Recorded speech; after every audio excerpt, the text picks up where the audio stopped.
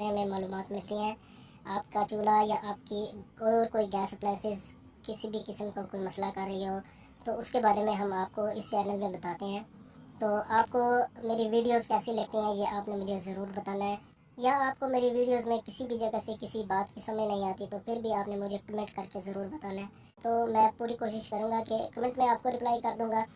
अगर कोई ऐसी बात हुई जो रिप्लाई करने से समझ ना आ सकती हो तो मैं अपनी तरफ से उसके बारे में कोई वीडियो बना के अपलोड कर दूँगा ताकि वो आपका इशू जो है वो अच्छे तरीके से सॉल्व हो जाए। आपने ये मेरी हेल्प ज़रूर करनी है कि आप मेरी वीडियो के बारे में जो भी सोचेंगे आपने वो मुझे कमेंट में ज़रूर बताना है, क्योंकि अगर आप मुझे कमेंट करके बताएंगे नहीं तो मैं अपनी वीडियो को और मज़ीद बेहतर कैसे बना सकूँगा। दोस्तों, आज इस वीडियो में बात करेंगे इस ऑटोमेटिक चूल्हे के बारे में कि इसका जो ऑटो ऑटो का शोला होता है, जो जब हम ऑटोमेटिक चूल्हे को ऑन करते हैं तो एक शोला सा निकल के चूल्हे को ऑन करता है और साथ ही वो ख़त्म हो जाता है। लेकिन इसका जो ऑटो का ये जो शोला है ये मुसलसल जल रहा है, बटन को छोड़ देने पे भी ये शोला बंद नहीं होता। तो और इसका ये जो लेफ़्ट साइड वाला बर्नर है, बाएं हाथ वाला बर्नर जो है, टायर वाली जो जाली है उसका फ्लेम कम है और जो छोटी वाली है उसका फ्लेम येलो नज़र आ रहा है थोड़ा सा। तो सबसे पहले इसको मैं ओके करूँगा। तो चूल्हे को उल्टा लें, ऊपर से पहले जालियाँ वगैरह हटा लें और चूल्हे को उल्टा लें। चूल्हे को उल्टाने के बाद इसका मैं बर्नर उतार दूँगा, इसकी पिन निकाल के। बर्नर उतारने के बाद आपने इसकी दोनों नालियाँ जो है वो उनको किसी तार की मदद से, लोहे की तार की मदद से साफ़ कर लेना है। कोई भी अगर थोड़ा बहुत भी अगर गंद होगा तो वो निकल जाएगा, तो चूल्हे का फ्लेम इससे बेहतर हो जाएगा। बर्नर को साफ़ करने के बाद इसका जो है वो ये जट जो है, ये राइट साइड वाला जट जो है ये मैं खोलूँगा। तो इसके जट के आगे बिल्कुल ब्लॉकेज है इसके आगे, तो ये इसके आगे जो है वो जंग सा इकट्ठा हुआ है। तो नीडल की मदद से जो है वो इसको साफ़ कर लूँगा मैं।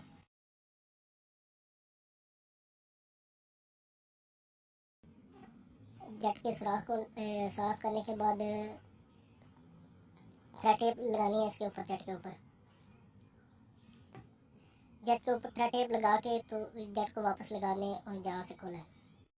जट को साफ़ करके इसके ऊपर थ्रेड टेप लगा के मैं इसको वापस लगा दूँगा इसकी जगह पे। पहले ये थोड़ा सा हाथ से टाइट करूँगा, हाथ से टाइट करने के बाद फिर आप इसको चाबी से टाइट कर दें। तो ये पहले भी मैं एक दो दफ़ा बता चुका हूँ कि आपने बहुत ज़्यादा टाइट नहीं करना जट को। ज़्यादा टाइट करेंगे तो यूनिट पीछे से टूट जाएगी।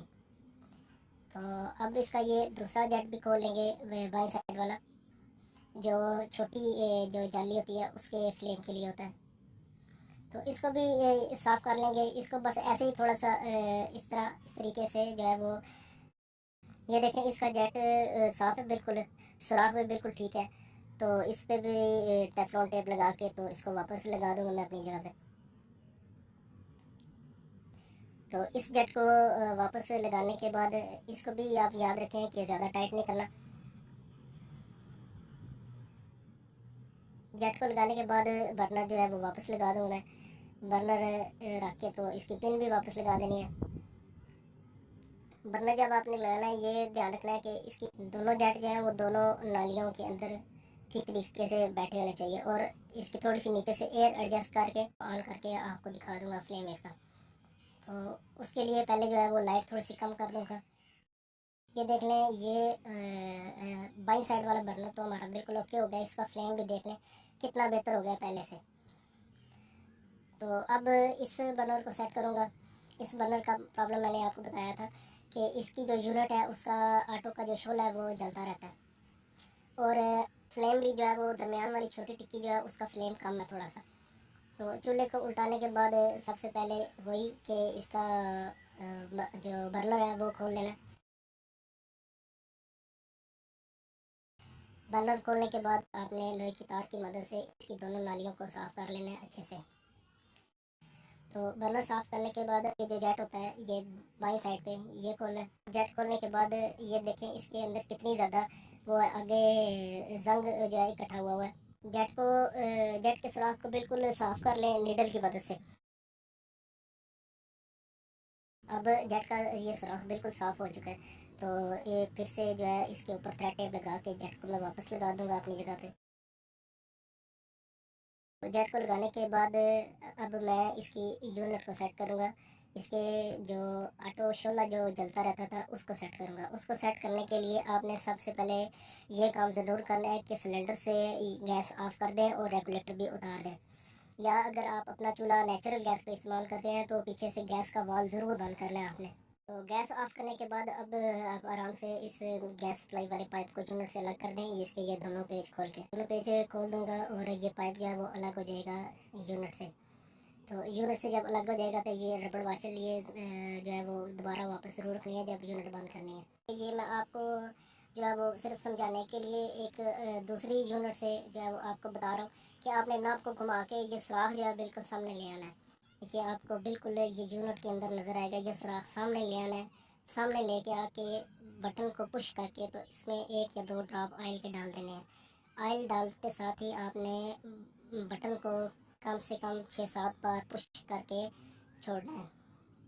6-7 बार बटन को पुश ज़रूर करना है ताकि ऑयल जो है वो अच्छे से यूनिट के अंदर चला जाए। ऑयल जब यूनिट के अंदर अच्छे से चला जाएगा तो उम्मीद है कि इसका जो ऑटो का शोला जो जलता रहता था वो ख़त्म हो जाएगा। अब इसके गैस सप्लाई वाला पाइप है उसको वापस लगा दें यूनिट के साथ। रबड़ वाशल का ये जो उतारी थी ये रबड़ वाशल ज़रूर रखनी है क्योंकि ये गैस के लीकेज को रोकने के लिए होते हैं। रबड़ वाशल नहीं इस्तेमाल करेंगे तो आपका जो है वो चूल्हा यहाँ से गैस लीक करता रहेगा। उसके बाद बर्नर जो है वो वापस लगा दूँ मैं। बर्नर रख के तो इसकी पिन भी वापस लगा देनी है। अब इसकी गैस ऑन करेंगे, रेगुलेटर लगाएंगे और गैस ऑन करके इस चूल्हे को मैं आपको ऑन करके दिखाऊंगा। एक बार फिर बटन को जो है वो 5-6 दफ़ा पुश करूँगा ताकि ऑयल जो है वो अच्छे से यूनिट के अंदर तक चला जाए। और इसका जो ऑटो का शोला जो निकलता रहता था वो भी चेक करेंगे। ये देखें इसका फ्लेम भी ठीक हो गया। दोनों जालियों का फ्लेम बेहतर हो गया, अंदर वाली जाली का भी और बाहर वाली जाली का भी। और इसका जो ऑटो का शोला निकलता रहता था वो भी ख़त्म हो गया।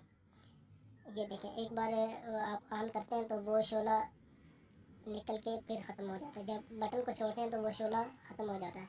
एक बार मैं अपनी तसल्ली के लिए माचिस से भी चेक कर लूँगा चूल्हे को दोबारा से ऑन करके। ये देख लें ये इसका शोला बिल्कुल अब ख़त्म हो गया। माचिस लगाने से भी बिल्कुल वो कुछ नहीं निकल रहा और इसका फ्लेम भी बेहतर हो